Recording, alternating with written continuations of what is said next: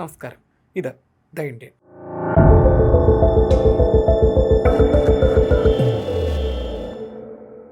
അന്തർവാഹിനികൾക്കെതിരെയുള്ള പ്രതിരോധ സംവിധാനം ഒരുക്കുന്നതിൽ നിർണായക ചുവടുവയ്പുമായി ഇന്ത്യൻ നാവികസേന. കണ്ടെയ്നറൈസ്ഡ് തിയേറ്റർ ലെവൽ സോണാർ അഥവാ CTLS എന്ന അത്യാധുനിക സോണാർ സംവിധാനമാണ് നാവികസേന വികസിപ്പിക്കുന്നത്. കണ്ടെയ്നറുള്ളിൽ സംയോജിപ്പിച്ചിരിക്കുന്ന ഈ സംവിധാനം പ്രത്യേക അന്തർവാഹിനി വിരുദ്ധ യുദ്ധക്കപ്പലുകളിൽ മാത്രമല്ല, വിവിധ വിഭാഗങ്ങളിലുള്ള മറ്റ് നാവിക കപ്പലുകളിലും എളുപ്പത്തിൽ വിന്യസിക്കാം. ഇതോടെ കൂടുതൽ കപ്പലുകൾക്ക് അന്തർവാഹിനി നിരീക്ഷണ ദൗത്യത്തിൽ പങ്കാളികളാകാനും പരസ്പരം വിവരങ്ങൾ കൈമാറി ഏകോപിതമായി പ്രവർത്തിക്കാനും സാധിക്കും. കടലിനടിയിലെ യുദ്ധതന്ത്രങ്ങളിൽ ഇന്ത്യക്ക് വലിയ മേധാവിത്വം നൽകുന്നതാണ് ഈ പുതിയ പദ്ധതി.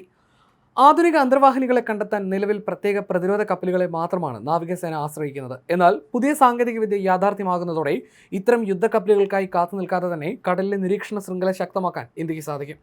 പ്രതിരോധ യുദ്ധക്കപ്പലുകളിൽ സ്ഥിരമായി ഘടിപ്പിക്കുന്ന പരമ്പരാഗത സോണാറുകളിൽ നിന്ന് വ്യത്യസ്തമായി ഒരു കണ്ടെയ്നർ ബോക്സിന്റെ രൂപത്തിലാണ് CTLS രൂപകൽപ്പന ചെയ്തിരിക്കുന്നത്.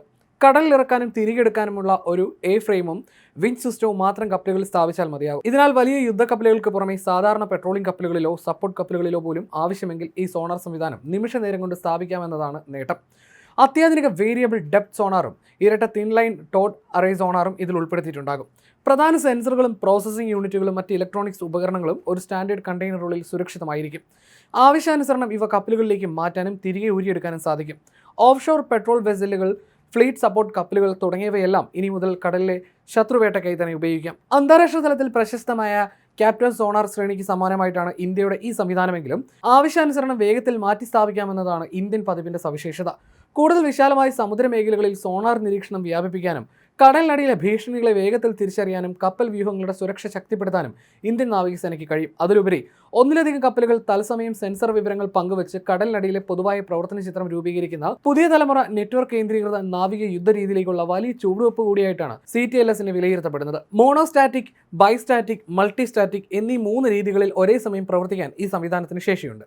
അതായത് കപ്പൽ ഒരു സിഗ്നൽ പുറപ്പെടുവിക്കുന്നു, അത് ശത്രുവിൻ്റെ കപ്പലിലോ അന്തർവാഹിനിയിലോ തട്ടി തിരിച്ചു വരുന്നു. അതേ കപ്പൽ തന്നെ അത് സ്വീകരിച്ച് മനസ്സിലാക്കുന്ന സംവിധാനമാണ് മോണോസ്റ്റാറ്റിക്. ഒരു കപ്പൽ അല്ലെങ്കിൽ ഹെലികോപ്റ്റർ ഒരു സിഗ്നൽ പുറപ്പെടുവിക്കുന്നു. ഈ സിഗ്നൽ ശത്രുവിൻ്റെ കപ്പലിൽ തട്ടി പ്രതിഫലിക്കുന്നത് മറ്റൊരു യുദ്ധക്കപ്പലിലെ റിസീവർ വഴി സ്വീകരിക്കുന്ന സംവിധാനമാണ് ബൈസ്റ്റാറ്റിക്. ബൈസ്റ്റാറ്റിക് രീതിയുടെ ഒരു വിപുലമായ രൂപമാണ് മൾട്ടിസ്റ്റാറ്റിക്. ഒരു കപ്പൽ പുറപ്പെടുവിക്കുന്ന സിഗ്നൽ ശത്രുവിൻ്റെ അന്തർവാഹിനികളിലോ കപ്പലിലോ തട്ടി പല ദിശകളിലേക്ക് പോകുമ്പോൾ ചുറ്റുമുള്ള ഒന്നിലധികം കപ്പലുകളോ സപ്പോർട്ട് സിസ്റ്റങ്ങളോ ആ സിഗ്നലുകൾ ഒരേ സമയം ഒപ്പിയെടുത്ത് പ്രവർത്തിക്കുന്ന സംവിധാനമാണിത്. ഇങ്ങനെ പരസ്പരം വിവരങ്ങൾ കൈമാറുന്ന ഈ കൂട്ടായ നിരീക്ഷണ ശൃംഖലയിലൂടെ ശബ്ദമില്ലാതെ ഒളിച്ചു നീങ്ങുന്ന ആധുനിക അന്തർവാഹിനികളെ പോലും നാവികസേനയ്ക്ക് എളുപ്പത്തിൽ വലയിലാക്കാൻ സാധിക്കും. പുതിയ യുദ്ധക്കപ്പലുകളുടെ നിർമ്മാണത്തിലുണ്ടാകുന്ന വലിയ കാലതാമസം നിലവിൽ നാവികസേന നേരിടുന്ന പ്രധാന വെല്ലുവിളികളിലൊന്നാണ്. എന്നാൽ പുതിയ മോഡുലാർ സോണാർ എത്തുന്നതോടെ പുതിയ കപ്പലുകൾക്കായി കാത്തു നിൽക്കാതെ തന്നെ നിലവിലുള്ള കപ്പലുകളെ നിരീക്ഷണ ശൃംഖലയുടെ ഭാഗമാക്കാൻ നാവികസേനയ്ക്ക് സാധിക്കും. അടിയന്തര ഘട്ടങ്ങളിൽ സാധാരണ പെട്രോൾ കപ്പലുകളെ പോലും നിമിഷങ്ങൾക്കകം താൽക്കാലിക അന്തർവാഹിനി പ്രതിരോധ കേന്ദ്രങ്ങളാക്കി മാറ്റാമെന്നത് ഇന്ത്യയുടെ സമുദ്ര സുരക്ഷാ നിരീക്ഷണം കൂടുതൽ ശക്തമാക്കും.